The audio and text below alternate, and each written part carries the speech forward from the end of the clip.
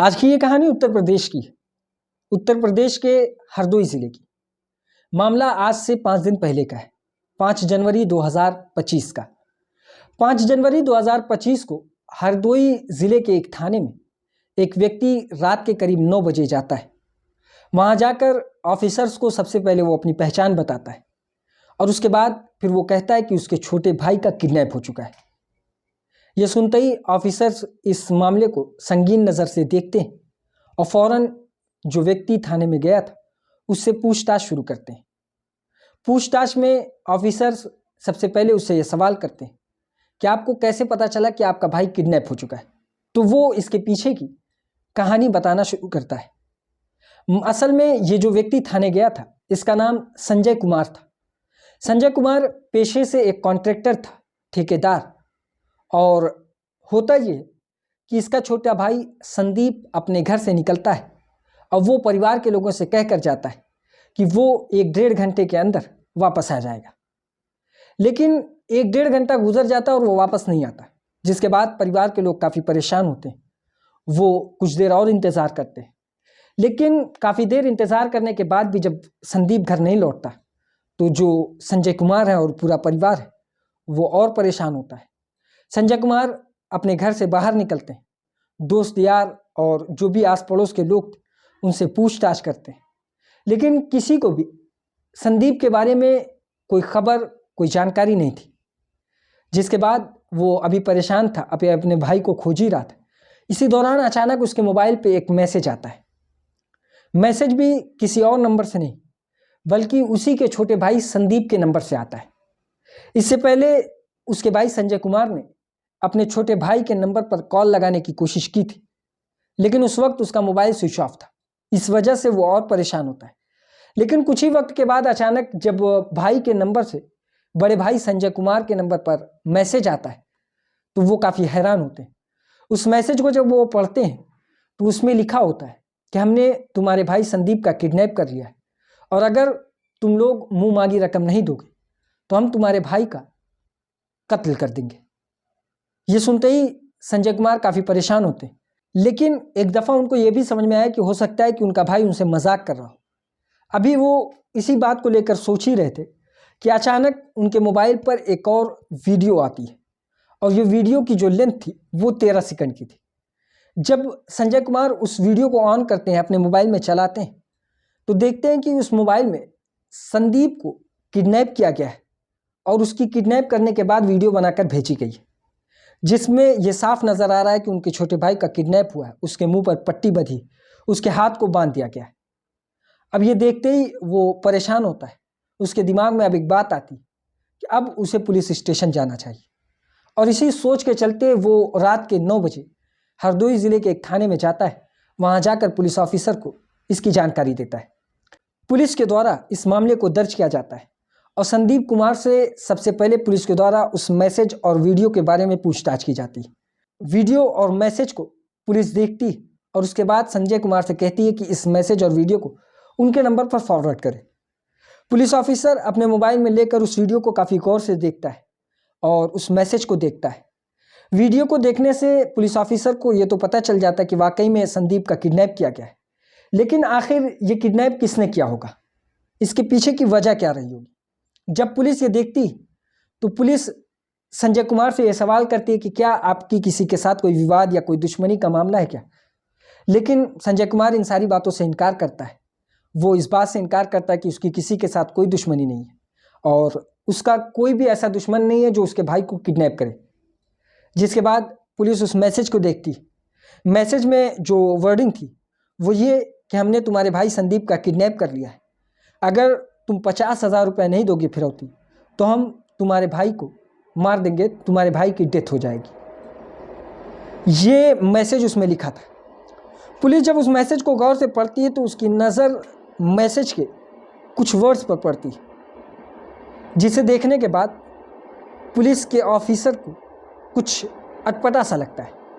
असल में उस मैसेज में जो वर्ड लिखा था डेथ, उसकी स्पेलिंग गलत थी।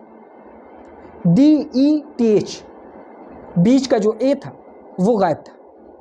जिसके बाद पुलिस ऑफिसर को ये पता चलता है कि हो सकता है कि ये जो व्यक्ति है वो बहुत ज़्यादा पढ़ा लिखा ना हो, वो जाहिल हो, या इतना पढ़ा लिखा हो कि उसे आम लैंग्वेज तो आती हो लेकिन इंग्लिश में बारीकियां उसे नहीं पता हो।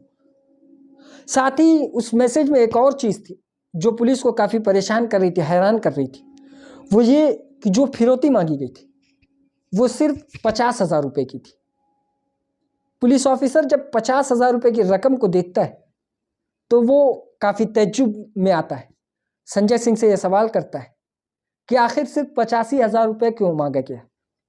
एक किडनैपर जो एक व्यक्ति का किडनैप करता है और किडनैप करने के बाद फिर वो फिरौती मांगता है, और फिरौती भी सिर्फ 50,000 रुपये की। इसके पीछे की वजह क्या होगी? लेकिन इस मामले में जो वहाँ पर मौजूद बाकी के ऑफिसर थे वो अपना अपना तर्क देते हैं, और तर्क भी कुछ इस तरीके का हो सकता है कि किडनैपर मिडिल क्लास का हो, उसे 50,000 की ज़रूरत हो, या जो भी है उसे 85,000 की ज़रूरत होगी तो उसने इस तरीके के कदम को उठाया।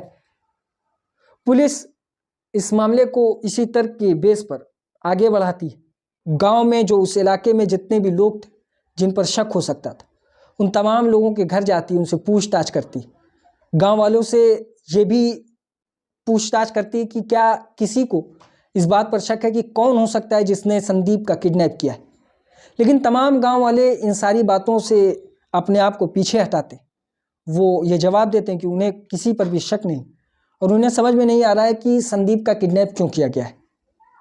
जिसके बाद पुलिस इसी एंगल में और तफ्तीश को आगे बढ़ाती, और तफ्तीश में पुलिस ने यह फैसला किया कि वो संजय कुमार के भाई संदीप का जो मोबाइल है उसे ट्रेसिंग पर लगाएंगे, सर्विलांस पर लगाएंगे, जिसके बाद हो सकता है कि उसका लोकेशन मिल जाए, जिससे हम संदीप को बचा सके और उन किडनैपर्स को गिरफ्तार कर सके। इस सिलसिले में पुलिस जब सबसे पहले संदीप के मोबाइल को सर्विलांस पर लगाती तो देखती है कि सर्विलांस पर लगने के बाद मोबाइल जो डिटेल सामने आई वो डिटेल ये थी कि असल में ये मोबाइल कई मरतबा ऑन और ऑफ हो रहा है, यानी कभी कभी ये ऑन होता है और ज़्यादातर ये मोबाइल स्विच ऑफ रहता है। जिसके बाद पुलिस उन सारे लोकेशन को मार्किंग करती है कि किन किन जगह पर ये मोबाइल ऑन हुए। उन जगहों पर जाती है तो देखती है कि ये जो जगह है ये एक पब्लिक प्लेस है, जहाँ पर कोई भी रुक कर कहीं पे भी आ जा सकता है, किसी का स्पेसिफिक ठिकाना नहीं है। यहाँ पर पुलिस इन्हीं लोकेशन पर अभी जांच कर ही रही थी। इसी दौरान पुलिस को ये नज़र आता है कि एक जगह है जहाँ पर संदीप का मोबाइल अक्सर ऑन हुआ है, और आज भी आखिरी मरतबा जब पुलिस उस लोकेशन को देखती तो मोबाइल ऑन था, और मोबाइल जिस जगह पर ऑन था पुलिस और संदीप के भाई संजय कुमार ये दोनों एक साथ जाते हैं वहाँ पर। पुलिस की टीम और संजय कुमार ये वहाँ पर जाते हैं। तो जब उस लोकेशन पर पहुँचते हैं तो संजय कुमार देखते ही पुलिस को ये बताता है कि ये तो उसके रिश्तेदार का घर। पुलिस की टीम उसके रिश्तेदार को बाहर बुलाती और साथ ही एक पुलिस के कुछ ऑफिसर उसके घर पे छापा मारते हैं। तो देखते हैं कि संदीप घर के ही एक हिस्से में बेझिझक बैठा हुआ है। उसके हाथ पर ना तो पट्टी है ना तो उसके मुंह पर पट्टी है।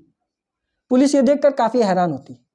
जिसके बाद संजय कुमार के जो रिश्तेदार थे उनसे पूछताछ की जाती है तो वो इन सारी बातों पर अपने हाथ खड़े कर देते हैं, और वो ये कहते हैं कि उन्हें पता ही नहीं था कि संदीप का किडनैप हो चुका है। संदीप उनके घर आज से एक दिन पहले आया है और वो यहाँ पर रुका हुआ है। उन्हें तो पता ही नहीं था कि संदीप गायब हो चुका है। और साथ ही जब पुलिस की टीम संदीप से पूछताछ करती तो संदीप इसका जवाब ये देता है कि उसका किडनैप तो हुआ था, लेकिन वो अपने आप को वहाँ से बचा कर भाग गया, और भागने के बाद फिर वो अपने रिश्तेदार के इस घर पर आ गया है। लेकिन पुलिस को संदीप के बयान में कुछ शक होता है, और उसके बॉडी लैंग्वेज को देखते हुए पुलिस को ये नहीं लगता कि संदीप का किडनैप हुआ होगा। संदीप अपने व्यवहार से खुद गिल्टी महसूस कर रहा था। जिसके बाद पुलिस दोबारा से संदीप से पूछताछ करती है, लेकिन दोबारा भी संदीप उसी बात को दोहराता है। अब पुलिस ये देखती है, उसके मोबाइल को खंगालने का फैसला करती। जब उसके मोबाइल को चेक किया गया तो उसमें वो मैसेज मौजूद था जो मैसेज संदीप के बड़े भाई संजय कुमार को भेजे गए थे। पुलिस ने संदीप को दोबारा से मोबाइल दिया और ये कहा कि तुम वही मैसेज जो मैसेज किडनैपर ने संदीप को भेजा था वही मैसेज टाइप करके तुम भी भेजो। जबकि मैसेज की जो गलती थी वो सिर्फ पुलिस ऑफिसर्स को पता थी, संदीप को इसके बारे में कोई जानकारी नहीं थी। जब दोबारा से संदीप उस मैसेज को टाइप करता है तो फिर वो वही गलती करता है जो किडनैपर ने की थी, डेथ की स्पेलिंग, जिसमें से ए गायब था, DETH। पुलिस जब ये देखती है तो पुलिस को ये क्लियर हो जाता है कि किडनैपर कोई और नहीं बल्कि खुद संदीप ही, जिसने अपने आप का किडनैप किया और किडनैप करने के बाद अपने बड़े भाई से 50,000 रुपये की फिरौती मांगी। पुलिस अब उससे सख्ती से पेश आती, उससे इसके पीछे की वजह जानने की कोशिश करती। जब पुलिस के द्वारा सख्ती से उसके साथ पेश आया जाता है तो वो इस बात को कबूल करता है। वो बताता है कि हाँ, उसने खुद अपने आप की किडनैपिंग की और उसके बाद अपने ही सगे भाई को 50,000 रुपये की फिरौती की मांग की।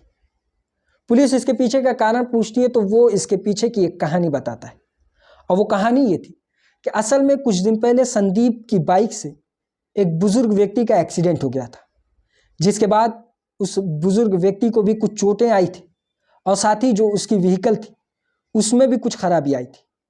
जिसके बाद जिस बुजुर्ग का एक्सीडेंट हुआ उसके परिवार के लोग संदीप के ऊपर चढ़ाई करते हैं, उससे कहते हैं कि वो इलाज का खर्चा दे और साथ ही जो उनकी व्हीकल में कुछ खराबी आई हो उसे भी बनवाए। जिसके बाद संदीप काफ़ी परेशान होता है, उसे समझ में नहीं आ रहा था कि वो क्या करे। काफ़ी जगह जब हाथ पैर मारने के बाद उसे पैसा नहीं मिलता तो वो एक प्लान करता है, प्लान अपने आप की किडनैपिंग का।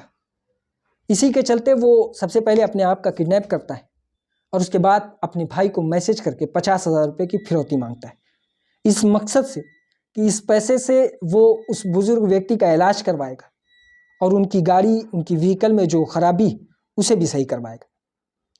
पुलिस ये सारे मामले को देखती और जिसके बाद उसे कुछ दिनों के लिए जेल भेजा जाता है।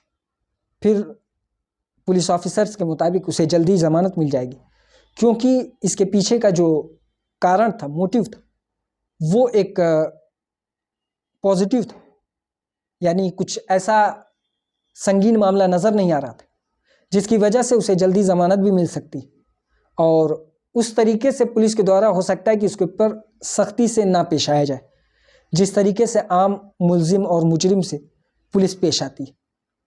ये थी आज की कहानी। इसी तरह की और कहानी सुनने के लिए हमारी इस वीडियो को लाइक करें, हमारे चैनल को सब्सक्राइब करें और बेल आइकन को ज़रूर दबाएं।